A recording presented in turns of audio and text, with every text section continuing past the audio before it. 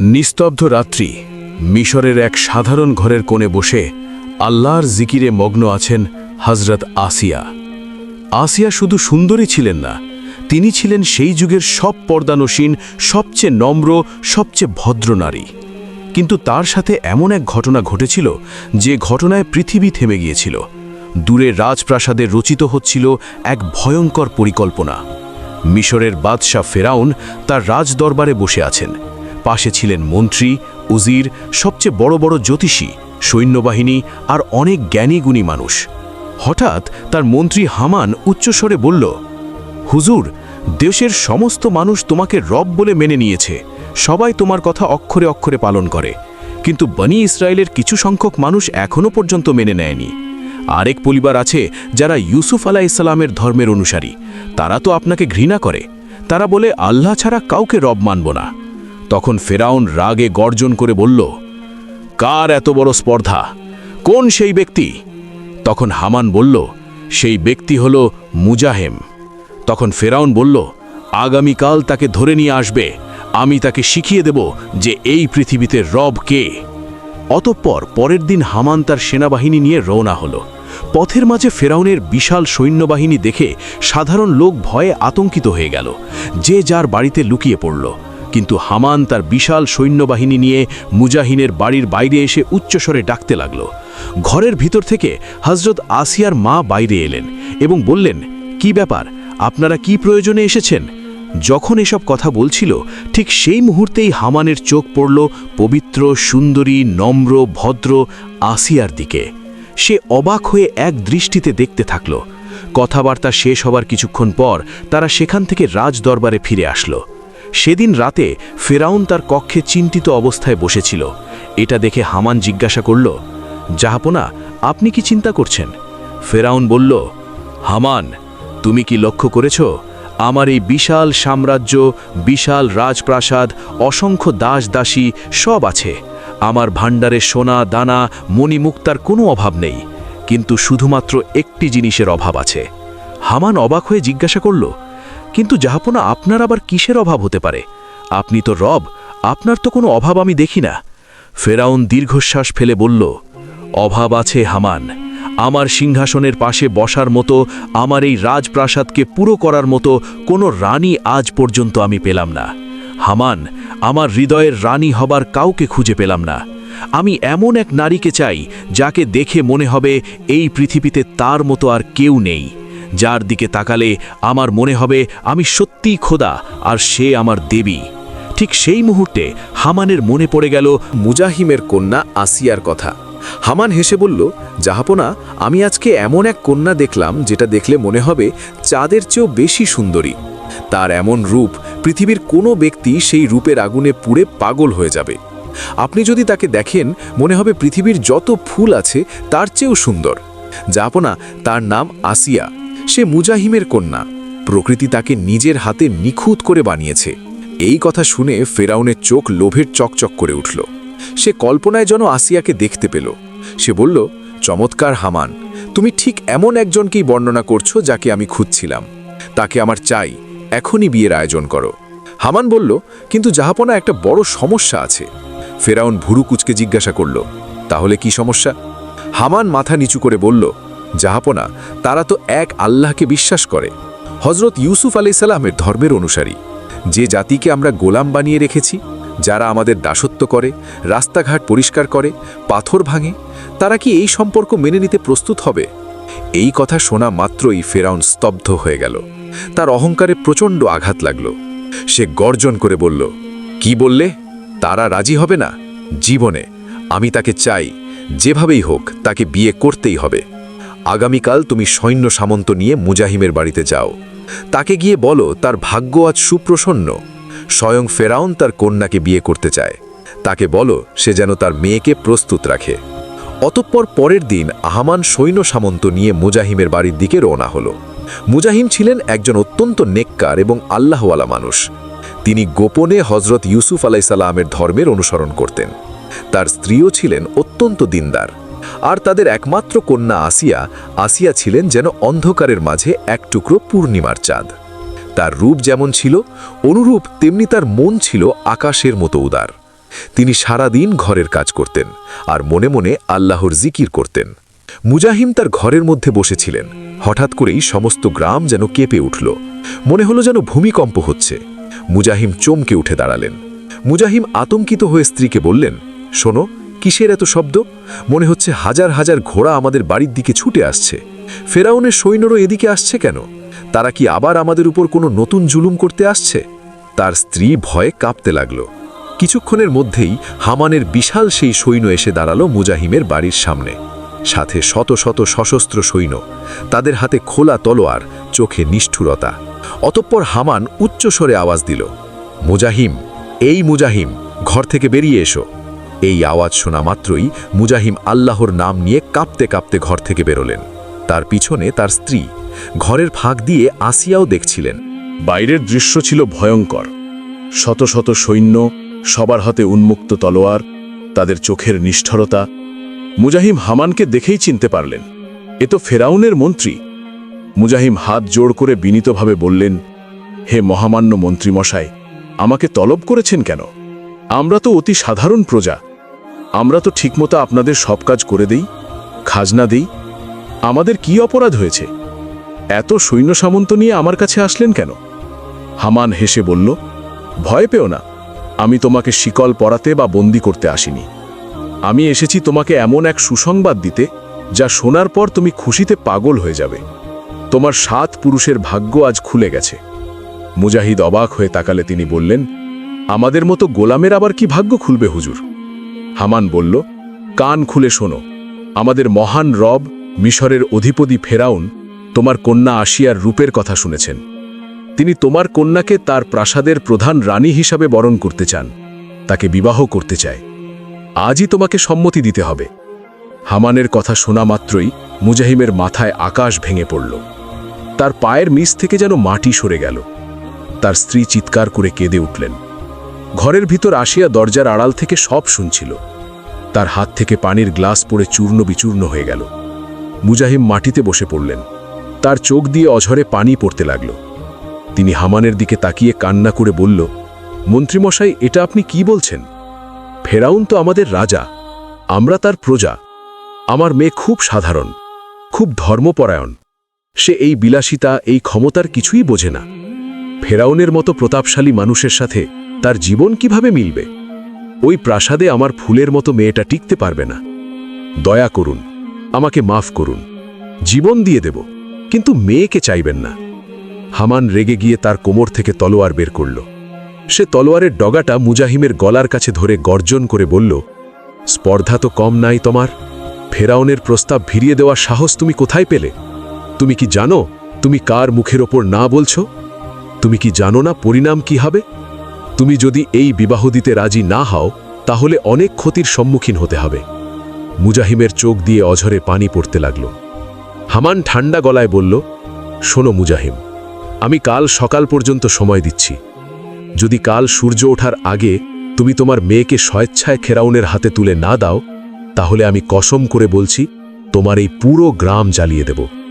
তোমার চোখের সামনে তোমার স্ত্রীকে হত্যা করব, কে তোমার কন্যাকে জোর করে তুলে নিয়ে যাব। শুধু তাই নয়, তোমার কওমের হাজার হাজার শিশুকে হত্যা করব। আর এই সমস্ত ক্ষতির দায় তোমাকে নিতে হবে। এখন সিদ্ধান্ত তোমার, মেয়ের জীবন নাকি পুরো কওমের জীবন। কাল সকালে আমি আসব। হামান তার সেনাবাহিনীকে নিয়ে চলে গেল। ঘরের ভিতরে বাবা মা দুজনেই পাগলের মতো কাঁদছেন। তারা কিছুতেই মেনে নিতে পারছেন না যে তাদের ফুলের মতো পবিত্র মেয়েটাকে এই নাস্তিক জালিমের সাথে বিবাহ দিতে হবে। মুজাহিম দোয়া করে বললেন, হে আল্লাহ, তুমি কেন আমাকে এত গরিব করেছ? কেন আমার মেয়েকে এত সুন্দর করেছ? আমার এই পবিত্র মেয়েকে তুমি রক্ষা করো, সেটা তোমারই ইবাদত করে। তখনই ঘরের ভিতর থেকে ধীর পায়ে বেরিয়ে এলেন আসিয়া। তার চোখে পানি ছিল না, ছিল এক অদ্ভুত শান্ত ভাব। তার চেহারা দিয়ে যেন ঈমানের নূর বের হচ্ছিল। তিনি এসে বাবাকে সান্ত্বনা দিয়ে বললেন, বাবা, আপনি কাঁদবেন না। বাবা, জীবন ও মৃত্যু আল্লাহর হাতে। আল্লাহ যদি তাকদিরে কোনো পরীক্ষা লিখে থাকেন, তবে তা থেকে পালানোর সাধ্য আমাদের নেই। আপনি যদি আমার সুখের কথা ভেবে এটা অস্বীকার করেন, তবে হাজার হাজার নিরপরাধ মানুষ মারা যাবে। ওই মাসুম শিশুদের রক্তের দায় কি আমি নিতে পারব?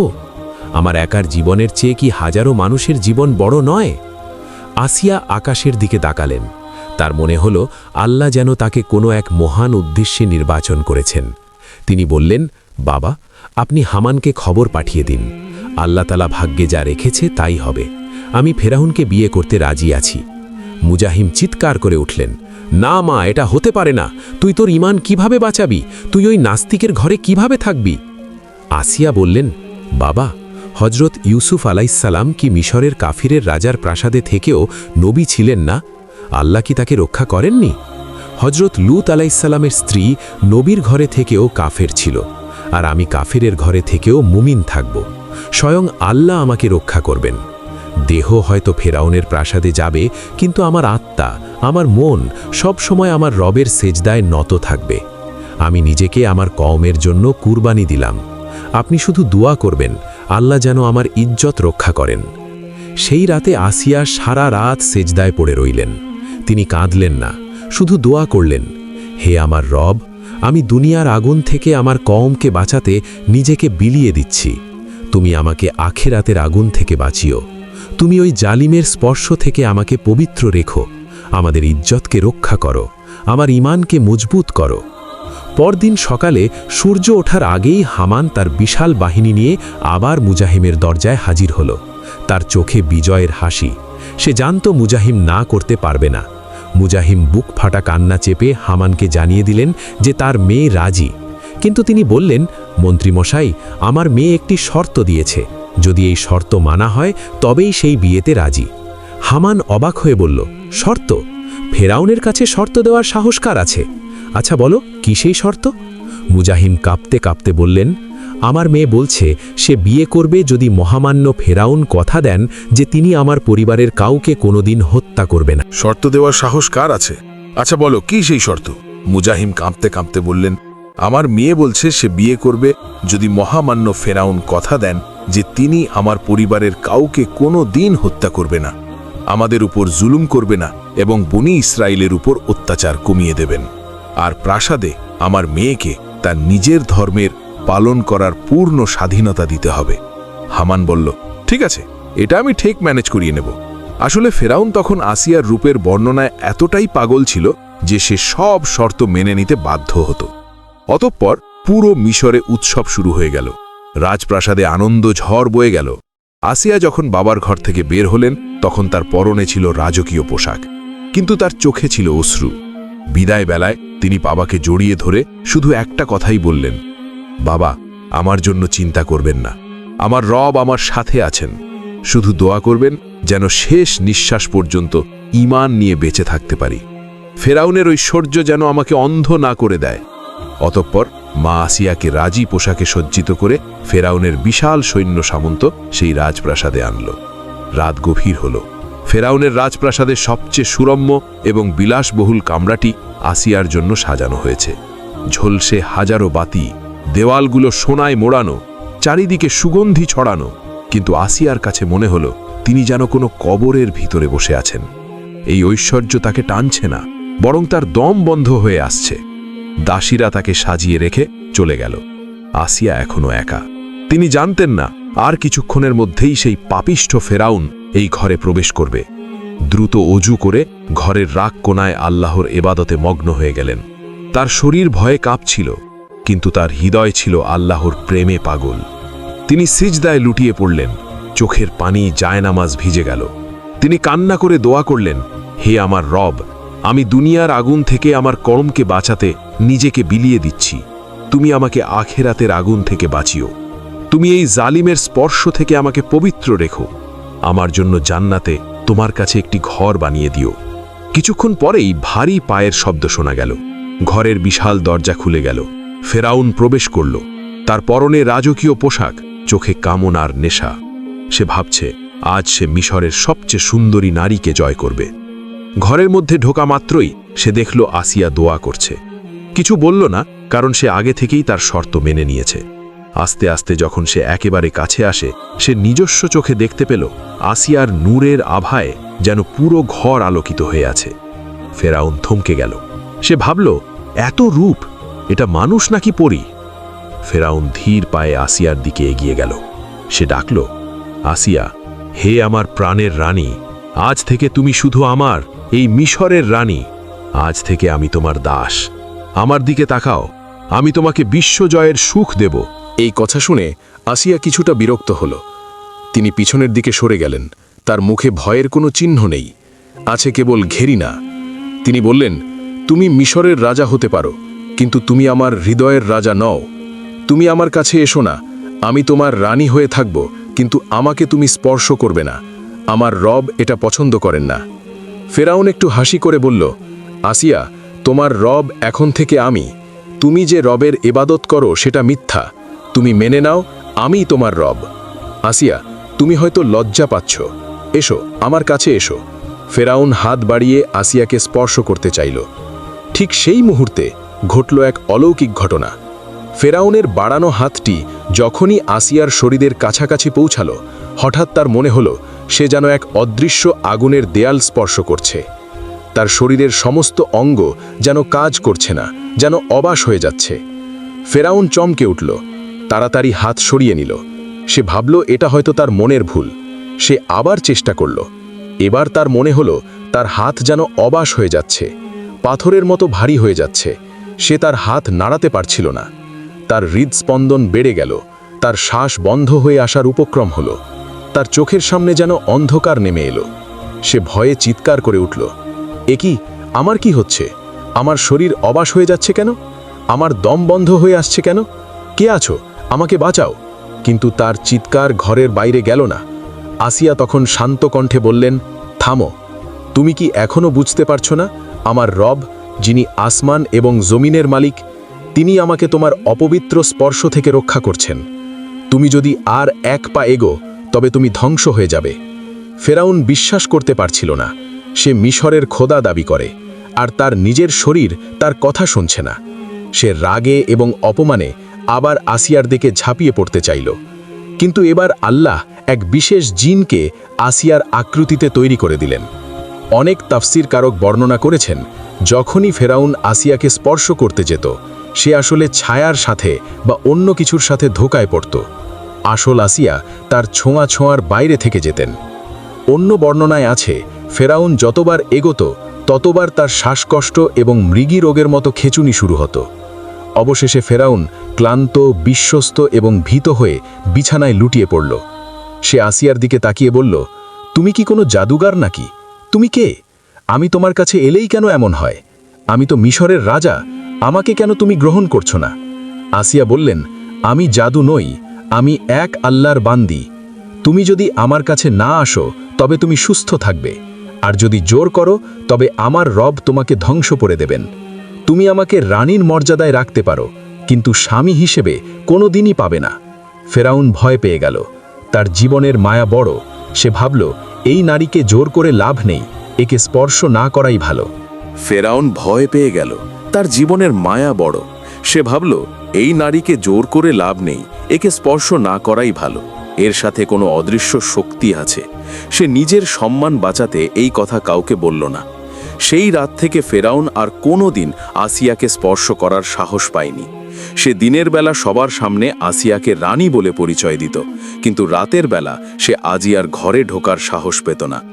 আল্লাহ তাআলা তার প্রিয় বান্দি আসিয়াকে ফেরাউনের মতো নিকৃষ্ট কাফেরের ঘরে রেখেও আজীবন কুমারী এবং পবিত্র রেখেছিলেন।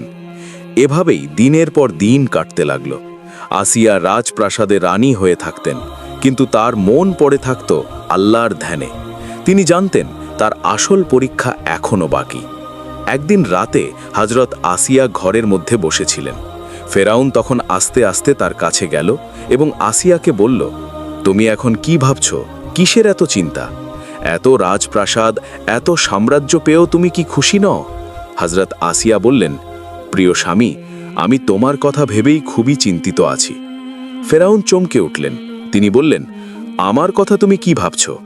হযরত আসিয়া বললেন, প্রিয় স্বামী, তোমার এমন কাজকর্ম দেখে আমি বিস্মিত হই। কেননা তুমি যেভাবে নিজেকে রব বলে দাবি করো, এটা খুবই খারাপ লক্ষণ। রব সেই মহান আল্লাহ যিনি বিশ্ব জগৎসমূহ সৃষ্টি করেছেন, কিন্তু আপনি নিজেকে রব বলে দাবি করে নিজে এবং সমগ্র মিশরবাসীকে ক্ষতির মুখে ঠেলে দিচ্ছেন। এখনো সময় আছে, একটু চিন্তা করুন এবং সৎ পথে ফিরে আসুন। আপনার ক্ষতির কথা ভেবেই আমি খুব চিন্তিত আছি। এই কথাগুলো শুনে ফেরাউনের রাগে চোখ লাল হয়ে গেল, কিন্তু সে কিছু বলতে পারল না। শুধু বলল, তাহলে তুমি কি আমাকে রব বলে মানো না? ঠিক আছে, আগামীকাল আমি তোমাকে এমন এক জিনিস দেখাবো যা দেখে তুমি বিশ্বাস করবে আমি রব। তারপর সে ঘর থেকে বাইরে বেরিয়ে গেল। পরের দিন ফেরাউন আসিয়াকে নিয়ে নীল নদের এক স্থানে নিয়ে গেলেন এবং নীল নদের মাঝে দূরে এক ছোট্ট দ্বীপ তৈরি হয়েছিল। এটা দেখিয়ে ফেরাউন বলল, আসিয়া, ওই দেখো, ওই যে দূরে একটি দ্বীপ দেখতে পাচ্ছ, এই দ্বীপটি আমার নির্দেশে তৈরি হয়েছে। তাহলে এখন বলো, আমি তো রব, আমি তো সব করতে পারি। এটা দেখে আসিয়া হেসে বলল, প্রিয় স্বামী, আপনি নিজেকে রব বলে দাবি করো। আচ্ছা ঠিক আছে, কিন্তু তুমি বলো তো, তোমার পায়ের কাছে যে ছোট্ট কীট ঘুরছে, তুমি এখন একটি কীটকে তৈরি করতে পারবে এবং তার জীবন দান করতে পারবে? যদি তুমি অসাধ্য কাজটিকে করে দেখাতে পারো, তাহলে আমি তোমাকে রব বলে মানব। হযরত আসিয়ার এমন যুক্তিসঙ্গত কথা শুনে ফেরাউন চুপ হয়ে গেল। তার মুখ থেকে একটিও কথা বার হলো না। অত্যন্ত রেগে গেল। অবশেষে রাজপ্রাসাদে ফিরে ফেরাউন একা একা বলতে লাগল, সবাই আমাকে রব বলে মেনে নিয়েছে, কিন্তু আমারই ঘরে আমার নিজের স্ত্রী আমাকে রব বলে মানে না। এটা কোনো মতেই মেনে নেওয়া যায় না। যদি সত্যিই আমাকে রব বলে না মানে, তাহলে আমি তাকে কঠিন শাস্তি দিয়ে এই দুনিয়া থেকে বিদায় করে দেব। এই চিন্তা করতে করতে এদিক ওদিক হাঁটতে লাগল। এভাবেই বছরের পর বছর অতিক্রম হয়ে গেল। কিন্তু ফেরাউন জানত না, একদিন আল্লাহ তাআলা তার ধ্বংসের জন্য, তার অহংকারকে ধুলেই মিশিয়ে দেওয়ার জন্য নীল নদের ঢেউয়ে ভেসে আসতে চলেছে। ফেরাউনের জম আল্লাহর নবী হযরত মুসা আলাইহিসসালাম। আল্লাহ যখন কাউকে রক্ষা করতে চান, তখন সমস্ত পৃথিবীর শক্তি একত্রিত হলেও তার কিছু করতে পারে না। আসিয়া একা ছিলেন একমাত্র উদাহরণ, কিন্তু তার ঈমান ছিল পাহাড়ের মতো মজবুত। তার ভরসা ছিল এক আল্লাহর উপর, আর আল্লাহ তাকে এমনভাবে রক্ষা করলেন যে ইতিহাস অবাক হয়ে গেল। ফেরাউন যে নিজেকে খোদা বলে দাবি করত, সে তার নিজের স্ত্রীকে স্পর্শ করতে পারল না। এই হলো আল্লাহর কুদরত, এই হলো ঈমানের শক্তি। প্রিয় দর্শক, এই গল্প শুধু একটি ঐতিহাসিক ঘটনা নয়, এটি আমাদের সবার জন্য একটি শিক্ষা। আসিয়া আমাদের শেখান, পরিস্থিতি যত কঠিনই হোক, আল্লাহর উপর ভরসা রাখলে তিনি অবশ্যই রক্ষা করবেন। তিনি আমাদেরকে শেখান, ঐশ্বর্য নয়, ঈমানই আসল সম্পদ। তিনি আমাদের শেখান, আল্লাহর সাথে থাকলে একা হয়েও শক্তিশালী হওয়া যায়। আল্লাহ রাব্বুল আলামিন আমাদের সবাইকে যেন হযরত আসিয়ার মতো দৃঢ় ঈমান দান করুক। আমিন। আসসালামু আলাইকুম।